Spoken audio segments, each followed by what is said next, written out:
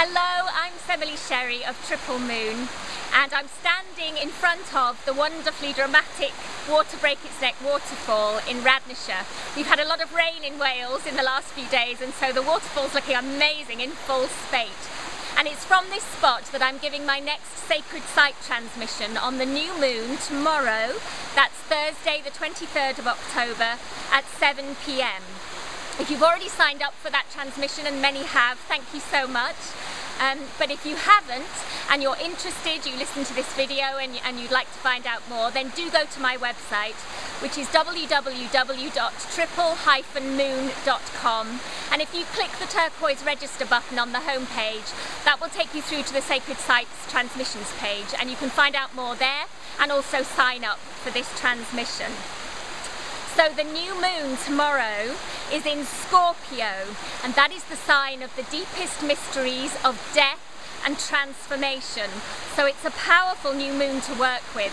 Not only that, but we have a partial solar eclipse, and that immediately enhances the energy incredibly powerfully, and it means that the energy from that solar eclipse will resonate across the next 6 months probably. So if you work with this new moon, it's going to give you some good results for months to come.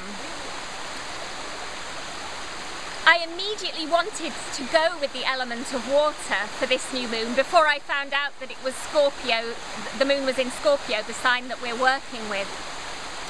And this waterfall seems particularly apt. It's got incredibly vibrant elemental energy and fairy energy, and as you'll see when George walks you up at the end, there are amazing ferns and mosses here.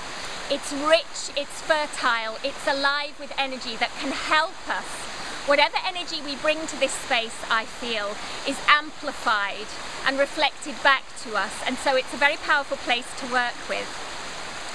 There are a few legends associated with this place that I think make it very appropriate.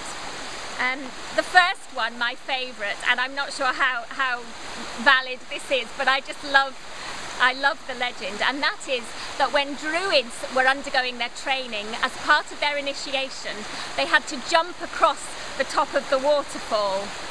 It was a test, I guess, of their faith and of their bravery.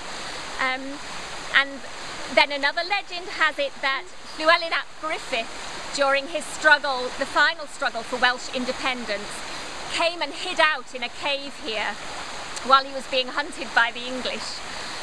And then, this isn't a legend, I do believe this can be backed up. There's also evidence that a hermit lived here during the 18th century. So already we have the themes here of this being a place of test, of standing up for your beliefs, what you believe is true and right, and also for coming here to search deep within, to find yourself, and therefore to find spirit. So this waterfall can support all that energy for us on this new moon. There is also a sense in which, in order to do that,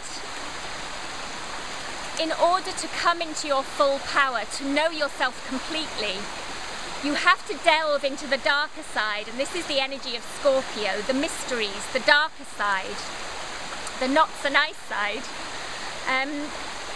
And also death, it's about letting go of certain parts of yourself, and that can be difficult to do.